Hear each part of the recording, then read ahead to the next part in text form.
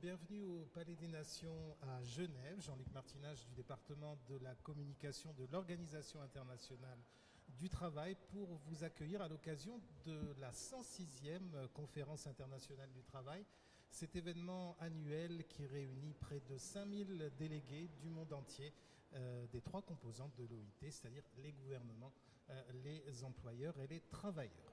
Cette première journée de la conférence a été marquée notamment par le discours d'ouverture du directeur général de l'OIT, Guy Ryder, qui a également présenté officiellement son rapport annuel à la conférence, un rapport consacré cette année à l'économie verte. Et c'est donc le thème que nous avons choisi pour vous présenter cette première des 2 interviews en français sur Facebook que nous vous proposons durant cette conférence. Je voudrais tout de suite vous présenter nos invités. Il y a d'abord Claire Arasti.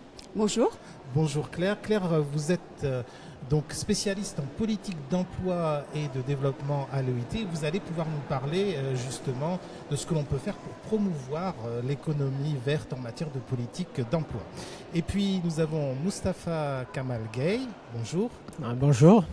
Bonjour, et vous avez donc coordonné ce rapport du directeur général. Vous êtes le coordinateur également de notre action sur l'économie verte, les emplois verts, et vous pourrez également nous donner tout à l'heure quelques exemples de ce que fait l'OIT pour promouvoir donc ce domaine des emplois verts. Je rappelle que si vous nous regardez en direct sur Facebook, vous pouvez nous poser des questions. C'est très simple, vous laissez votre question simplement dans la petite fenêtre qui se trouve en dessous de l'image, et tout à l'heure nous prendrons quelques minutes pour répondre à ces questions. Je voudrais commencer avec vous, Kamal, avec une première question qui paraît toute simple mais qui, je crois, est nécessaire pour bien comprendre de quoi nous parlons. Comment on peut définir un emploi vert ? Alors, l'emploi vert est défini, nous, dans notre entendement au BET, c'est du travail décent, qui se déroule dans les différents secteurs économiques, que ce soit dans le secteur primaire, l'agriculture, dans l'industrie, dans le secteur tertiaire. Mais ce sont des emplois qui, d'une manière ou d'une autre, contribuent à résorber un certain nombre de défis environnementaux, que ce soit la lutte contre la pollution, la réduction des déchets, la lutte contre les changements climatiques, donc toutes sortes de problématiques environnementales auxquelles un travail peut contribuer. Alors voilà pour une rapide définition. Maintenant, le monde du travail, il est au centre du problème de l'économie verte en tant que cause du problème, mais aussi en tant que solution au problème. Est-ce que vous pouvez nous expliquer un petit peu cette place du monde du travail dans le débat sur l'économie verte ? Alors si nous commençons par la problématique de l'environnement, la dégradation, les risques environnementaux auxquels les sociétés font face aujourd'hui, comme le changement climatique, souvent ce sont des dommages qui sont causés par l'activité économique qui se passe dans le secteur de l'industrie, la production énergétique, l'exploitation forestière ou l'agriculture elle-même. Ce sont de ces activités économiques que les émissions de gaz à effet de serre qui causent le réchauffement climatique viennent. Et donc, ce sont des activités qui sont liées au travail dans son déroulement. Mais d'un autre côté, pour faire face à ces défis, il faut bien évidemment qu'il y ait des entreprises qui sont capables d'innover, de mettre sur le marché des produits et des biens moins négatifs par rapport à l'environnement. Il faut des travailleurs qui aient les compétences requises. Et de ce point de vue, le monde du travail est au centre, en partie du problème, mais un élément central des solutions. Alors on en arrive, je dirais déjà au cœur du débat, Kamal. Je vous pose une autre question clé que se posent aussi, je pense, beaucoup de celles et ceux qui nous regardent, qui peut-être cherchent un travail ou s'interrogent sur leur avenir. Est-ce que l'économie verte, elle est plutôt créatrice d'emplois ou elle est plutôt destructrice d'emplois ? Je suppose que c'est difficile de répondre par oui ou par non.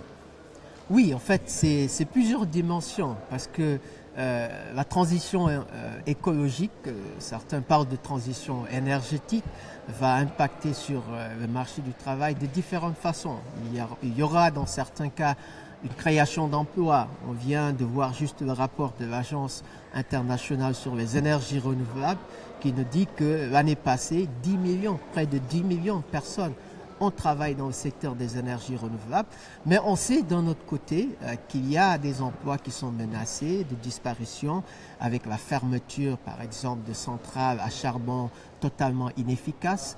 Mais grosso modo, c'est tous les emplois qui vont devoir changer et s'adapter en fonction de cet agenda de durabilité environnementale.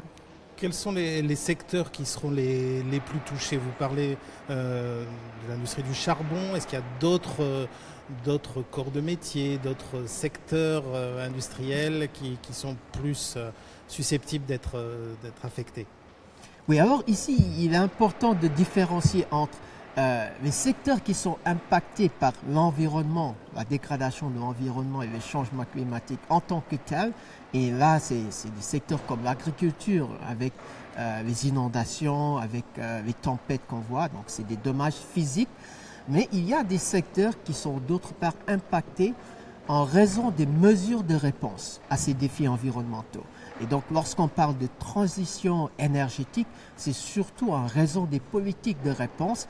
Et là, c'est des secteurs comme l'industrie, c'est des secteurs comme celui de l'énergie qui vont être impactés. Et les secteurs plus créateurs d'emplois, on pense à des énergies nouvelles comme l'énergie éolienne, d'autres secteurs? Alors, le secteur de l'énergie, c'est un de ces secteurs, mais il y en a d'autres. On a vu que la construction, les modèles de construction bioclimatique qui essaient d'intégrer des technologies qui réduisent, qui en même temps, en améliorant le confort thermique, réduisent les émissions qui viennent du secteur du bâtiment. C'est un secteur très important.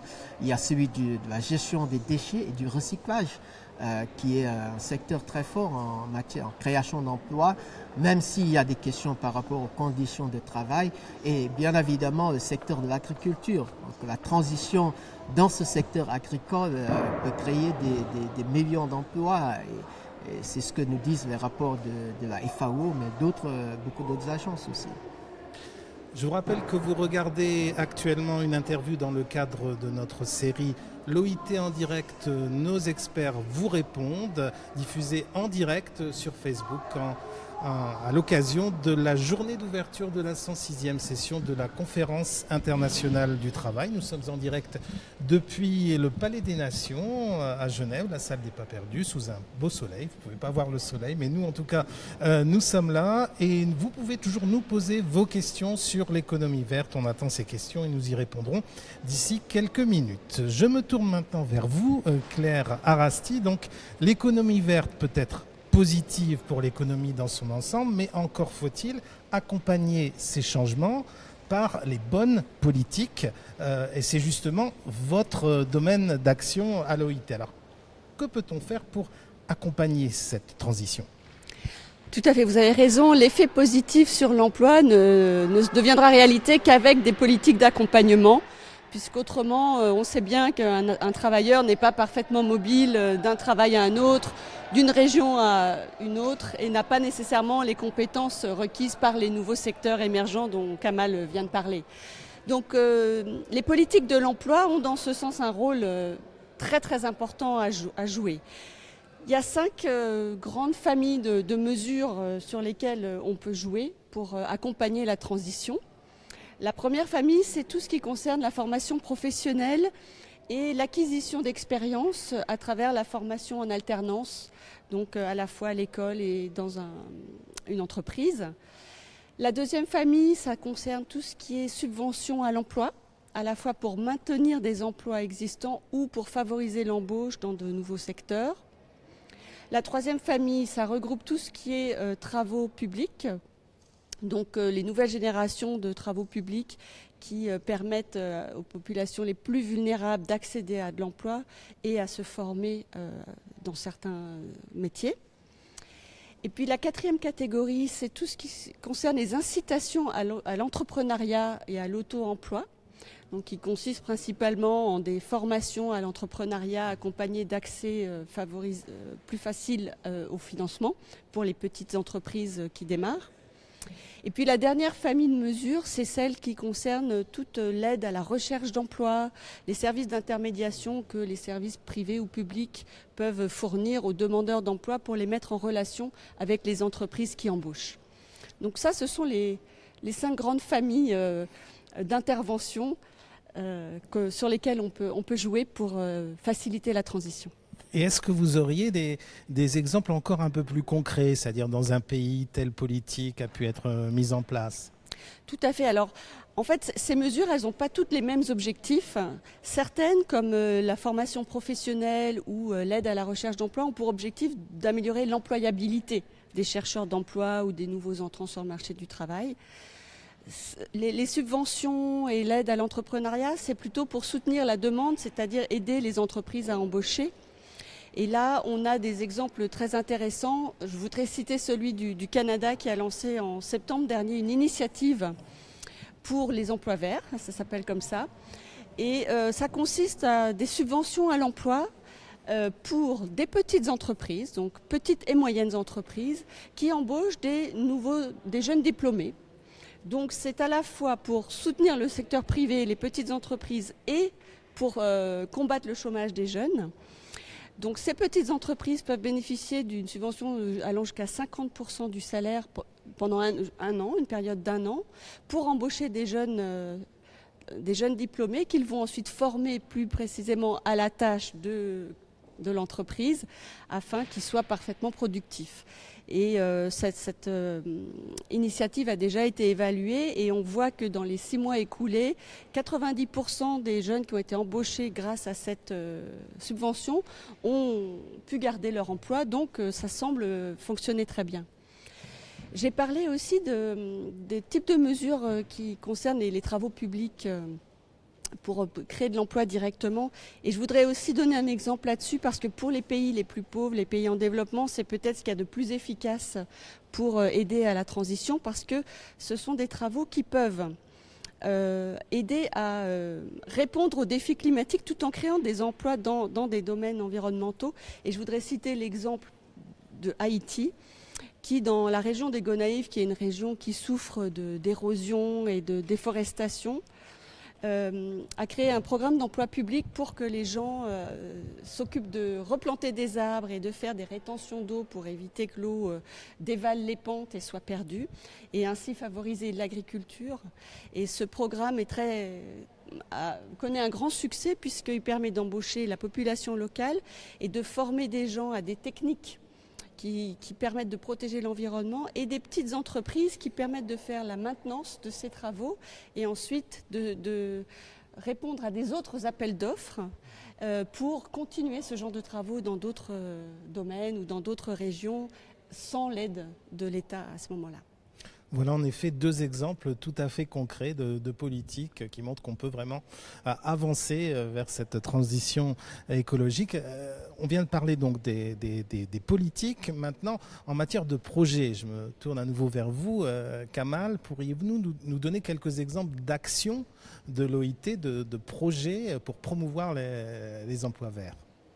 Alors, il y a un ensemble de projets qui sont mis en œuvre par l'OIT et nos partenaires dans des domaines sectoriels. Je dirais par exemple en Zambie, nous avons un programme conjoint avec nos agences partenaires dans le système des Nations Unies, l'agence de l'ONU pour l'environnement. Et c'est un programme qui essaie de promouvoir le développement de petites et micro-entreprises dans le domaine de la construction, pour répondre à la demande sociale en matière d'habitat, mais le faire dans une façon où non seulement on essaie de promouvoir l'entrepreneuriat, la création de petites et moyennes entreprises, mais aussi de former la main-d'œuvre dans ces techniques de construction. C'est un programme qui essaie d'intégrer dans ces entreprises les différentes composantes du travail décent, donc des éléments de santé et sécurité au travail qui souvent est déficient dans ce secteur de la construction, mais aussi la sécurité sociale, donc la protection. Et c'est un programme qui connaît un bon succès. Donc il y a d'autres programmes qui sont mis en œuvre dans des pays comme le Sénégal, la Tunisie. Voilà, alors justement peut-être on pourrait en dire un mot parce que nous avons pas mal d'internautes qui nous regardent depuis l'Afrique de l'Ouest. Kamal, vous êtes vous-même originaire de cette région, donc est-ce que vous pouvez un petit peu nous parler de ce qui se passe en Afrique de l'Ouest ? Alors, nos interventions ont essayé de démontrer à travers des programmes pilotes que effectivement la transition écologique peut être créatrice d'emplois. Donc, dans des secteurs comme la gestion des déchets ou au Sénégal, il y a un partenariat avec un grand programme national qui est connu sous le nom de Programme national de gestion des déchets, qui consiste à mettre en place des centres de tri, de collecte et de recyclage avec une approche axée sur la création de coopératives et petites et moyennes entreprises. Et dans ce programme national de l'État du Sénégal, nous les appuyons en termes de formation en entrepreneuriat, de sorte que ceux qui seront amenés à gérer ces centres de tri aient une formation en entrepreneuriat, mais aussi avec une composante santé et sécurité au travail, qui est un élément important dans un secteur comme celui de la gestion des déchets et du recyclage. Voilà encore une fois un exemple tout à fait concret. Retour au niveau global maintenant, l'OIT a conçu un certain nombre d'outils pour aider ses mandants. Donc je le rappelle, les mandants, on parle bien des gouvernements et des organisations d'employeurs et de travailleurs pour assurer donc cette transition écologique. Est-ce que vous pouvez nous parler rapidement de ces outils ? Alors il y a pas mal d'outils, mais ce qui serait important à mentionner, c'est que les mandants ont effectivement adopté ce qu'on appelle des principes directeurs pour une transition vers des économies durables d'un point de vue social et environnemental, mais une transition juste. Donc ces principes directeurs offrent un cadre d'action qui appelle à la cohérence des politiques, entre les politiques au niveau social, économique et environnemental.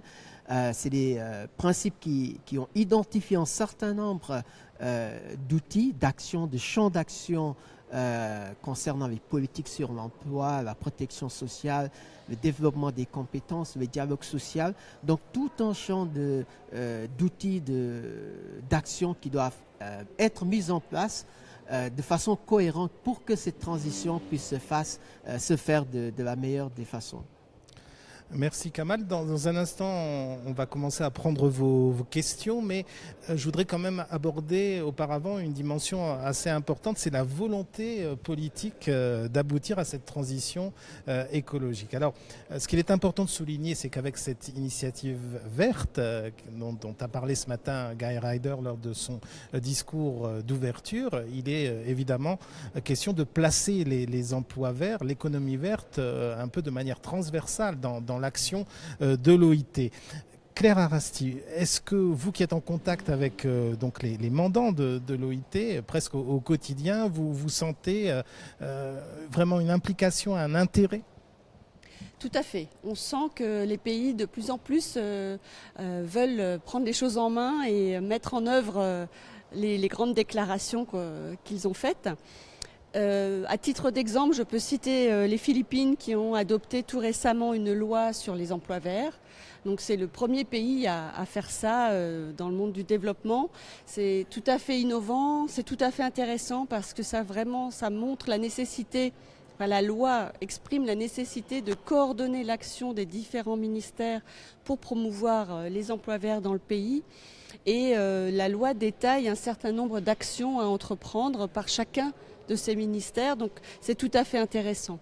D'autres pays ont adopté des politiques de l'emploi qui ont des éléments de promotion des emplois verts, comme par exemple la Namibie ou le Sri Lanka. Et ça aussi, c'est quelque chose qu'on suit de très près, c'est-à-dire que quand on appuie les pays à développer leur cadre de politique de l'emploi, on essaye toujours de les conseiller sur comment intégrer la dimension emploi vert dans ces politiques pour les aider à les prendre en compte de façon efficace. Très bien. Nous allons maintenant donc répondre à quelques-unes des questions que vous nous avez adressées. Alors, je vais prendre une question d'abord de Leila. Quelles sont les problématiques hommes-femmes dans le cadre des emplois verts ? Alors, qui veut se lancer sur cette question de genre ? Claire, Kamal ? Peut-être chacun peut apporter une partie de la réponse ? je peux tout à fait commencer. Alors, les hommes et les femmes sont impactés par la transition, évidemment, puisque les ouvriers qui vont être mis au chômage suite à la fermeture de certaines industries, ça peut toucher des hommes comme des femmes selon les industries.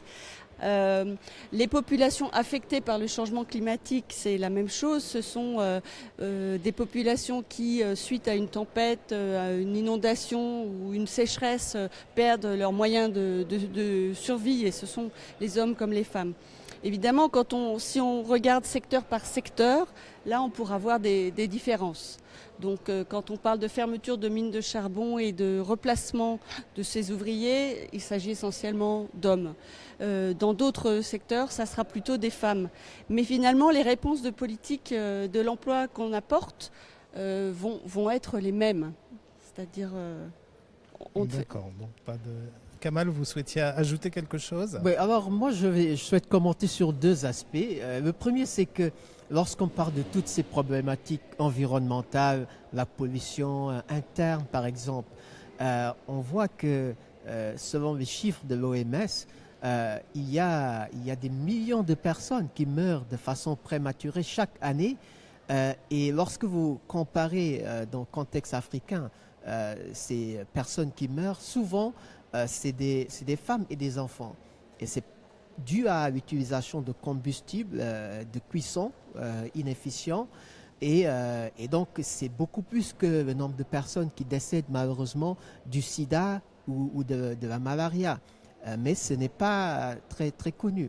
Mais d'un autre côté, ce qu'on voit, c'est que lorsqu'on parle d'emploi vert, souvent, c'est de nouveaux métiers qui émergent et ça offre une opportunité d'éviter les défis, enfin,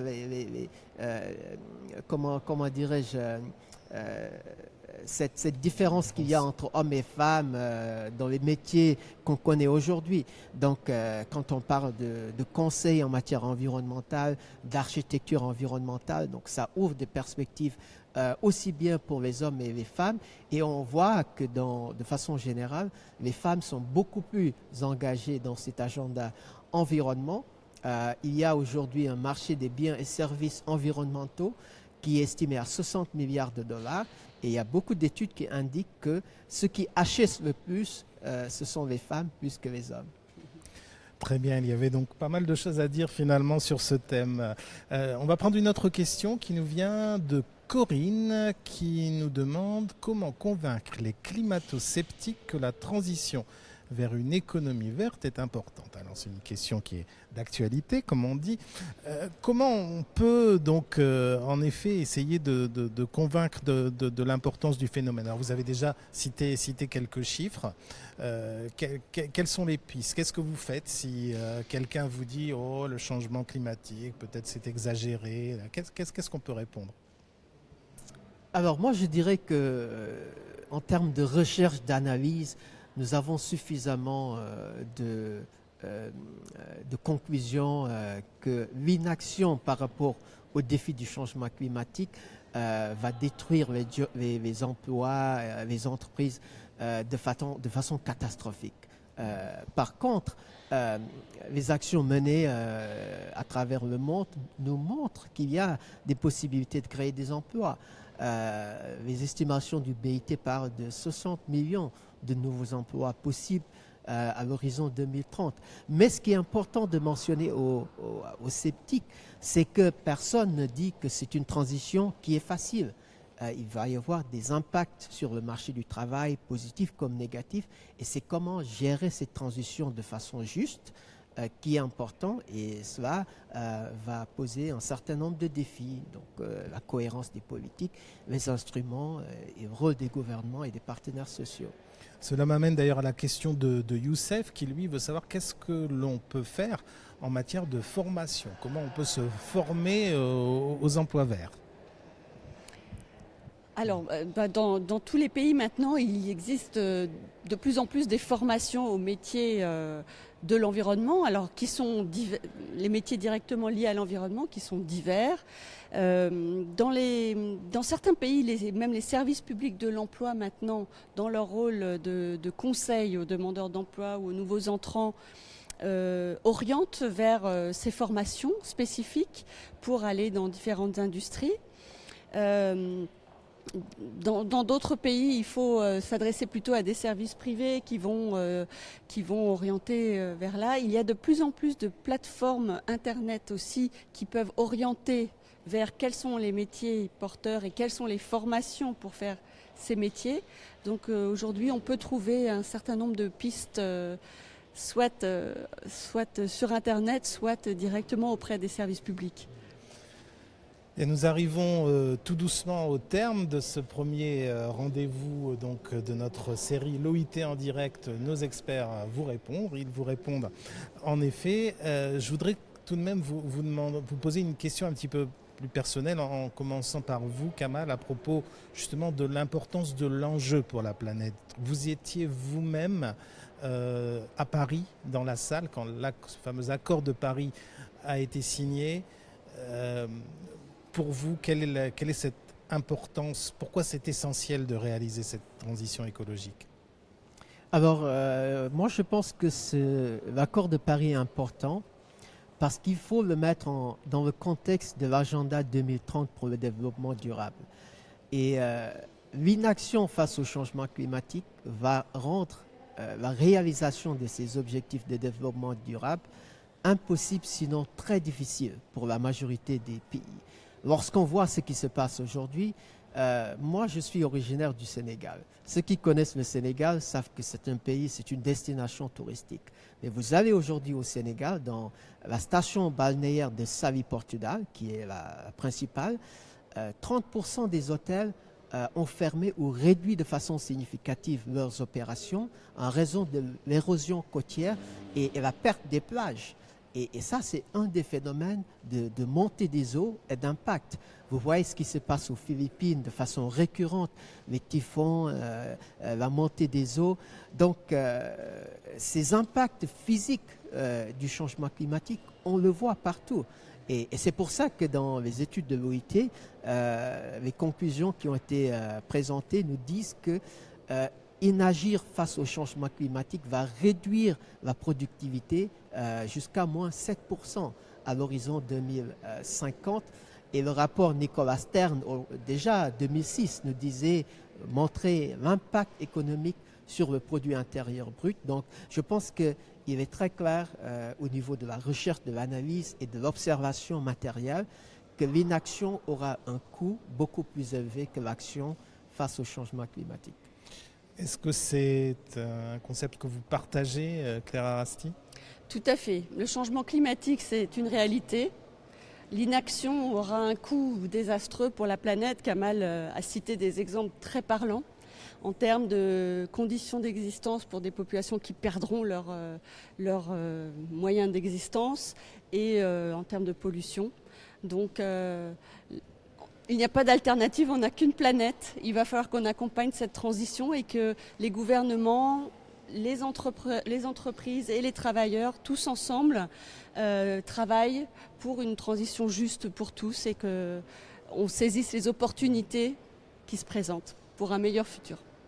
Merci beaucoup Claire Arasti, merci Moustapha Kamal Gaye, merci d'avoir été avec nous aujourd'hui. Rendez-vous demain aux alentours de 13h30 heure de Genève pour une autre interview en anglais cette fois et ce sera sur les tendances en matière d'avenir du travail. Mais nous nous retrouverons en français une nouvelle fois, ce sera dans une semaine, le lundi 12 juin, à l'occasion de la journée mondiale de lutte contre le travail des enfants. D'ici là, vous pouvez continuer à suivre les travaux de la conférence internationale du travail sur notre page Facebook, sur notre site internet www.ilo.org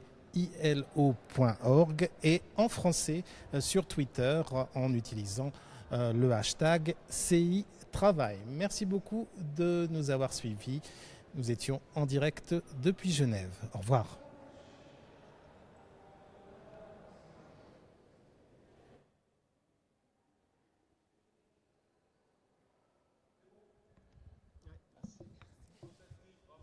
Ouais, merci. Merci. Merci à vous, parce que c'est vous qui faites le show. Hein. Oh, I really? don't think we've ever asked a guest to do 2 in a row. Yeah, Oh, they have been yeah. really... That was a first. Oh, for but you that was guys. fun. You guys must be exhausted. Yeah. It's okay, I'm happy it's over. And can you imagine Kamal cannot even drink?